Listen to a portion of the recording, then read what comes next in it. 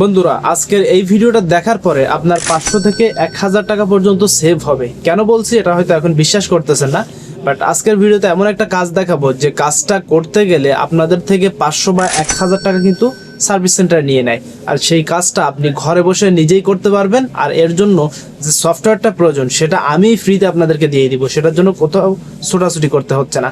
তো দেখেন, সাধারণত আমরা একটা প্রিন্টারে যখন 12,000, 14,000 বা 6,000 একটা লিমিট থাকে, এই পরিমাণ পেপার যখন প্রিন্ট দেওয়া হয়ে যায় তখন প্রিন্টারের ডাবল বাতি জ্বলতে থাকে এবং কোনো প্রকার কাগজ কিন্তু প্রিন্ট হয় না। আপনি নর্মাল ফটোকপিতে প্রেস করলেও ওখান থেকে প্রিন্ট হবে না, এবং আপনি কম্পিউটার থেকে যদি প্রিন্ট কমান্ড দেন সেখান থেকেও কোনো প্রকার প্রিন্ট হবে না। তো এই পরিস্থিতিতে আমাদেরকে একটা অ্যাডজাস্টমেন্ট প্রোগ্রামের মাধ্যমে কম্পিউটারের মাধ্যমে আমাদের প্রিন্টারটাকে রিসেট করতে হয়। আর এই রিসেটটা কিভাবে করবেন সেটা তো দেখাই দিবই, সাথে এই সফটওয়্যারটা ফ্রিতে কিভাবে পাবেন সেটাও বলে দিচ্ছি। দেখেন, ভিডিওটা প্রথমে ফুল দেখতে হবে এবং শেষে একটা সুন্দর মতামত অবশ্যই জানাবেন।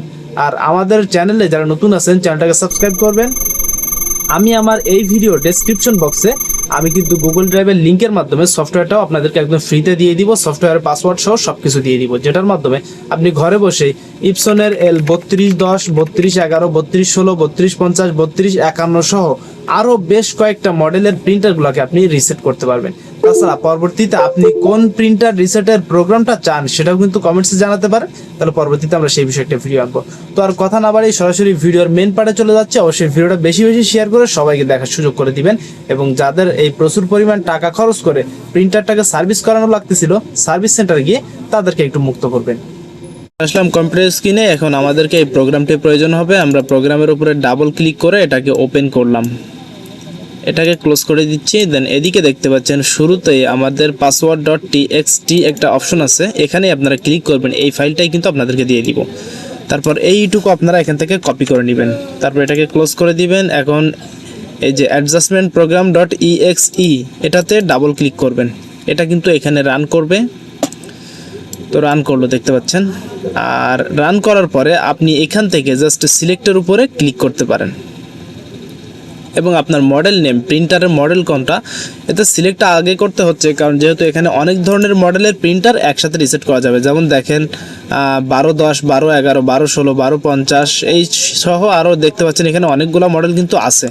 তো আমরা মনে করেন 3210 বা 3211 যে কোনো একটা প্রিন্টার রিসেট করব, সেটা সিলেক্ট করব। করার পরে বা 3210, যেহেতু আমার কাছে 3210 আছে আমি 3210 সিলেক্ট করলাম। এদিক থেকে সব ঠিক থাকবে, ওকে বাটনে ক্লিক করে দিব আমি। তো ক্লিক করার পরে এদিক থেকে পার্টিকুলার অ্যাডজাস্টমেন্ট মোড এখানে একটা ক্লিক করতে হবে। তো ক্লিক করার পর আপনার সামনে এই ধরনের একটা অপশন আসবে। এদিক থেকে আপনি স্ক্রল করে একটু নিচের দিকে গেলে এদিকে দেখবেন ওয়েস্ট ইন প্যাড কাউন্টার, এখানে ক্লিক করবেন। দেন আপনি ওকে বাটনে একটা ক্লিক করবেন। আপনার সামনে এই ধরনের একটা অপশন কিন্তু চলে আসবে। আসার পর আপনি এখান থেকে 3টা অপশনে ক্লিক করবেন। দেন প্রথমে এদিক থেকে চেকের উপর একটা ক্লিক করবেন। তো এখানে চেক হচ্ছে, দেখতে পাচ্ছেন কোথায় কি হয়েছে সবকিছু কিন্তু এখান থেকে দেখাচ্ছে, এই যে।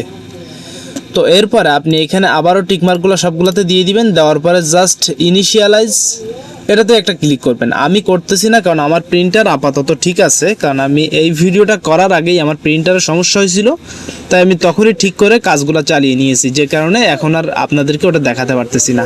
বাট আমার সমস্যা হয়েছিল বিদায় আমি আপনাদেরকে এই ভিডিওটা নিয়ে আসলাম। তো আপনার কমপ্লিট হয়ে গেলে আপনি জাস্ট ওকে বাটনে ক্লিক করবেন। এখান থেকে ইনিশিয়ালাইজে ক্লিক করার পরে এখানে একটা ওকে বাটনে ক্লিক করতে বলবে। তো ওকে বাটনটা ক্লিক করার পরে আমি আর সামনে যাচ্ছি না, আপনারা ওকে বাটনটা ক্লিক করার পরে জাস্ট প্রিন্টারটাকে সুইচ অফ করে আবার অন করবেন। তাহলে দেখবেন যে আপনাদের ডাবল লাল বাতি জ্বলাটা বন্ধ হয়ে গেছে এবং আবারও প্রিন্ট হওয়া শুরু করছে। তো আমি এখান থেকে ক্যান্সেল করে দিচ্ছি। আর আজকের ভিডিওটা এখানে শেষ করছি। যাদের ভিডিওটা গুরুত্বপূর্ণ মনে হয়েছে তারা কিন্তু অবশ্যই একটা কমেন্টস করবেন, আমাদের চ্যানেলটিকে সাবস্ক্রাইব করবেন, ভিডিওতে একটা লাইক অবশ্যই করবেন।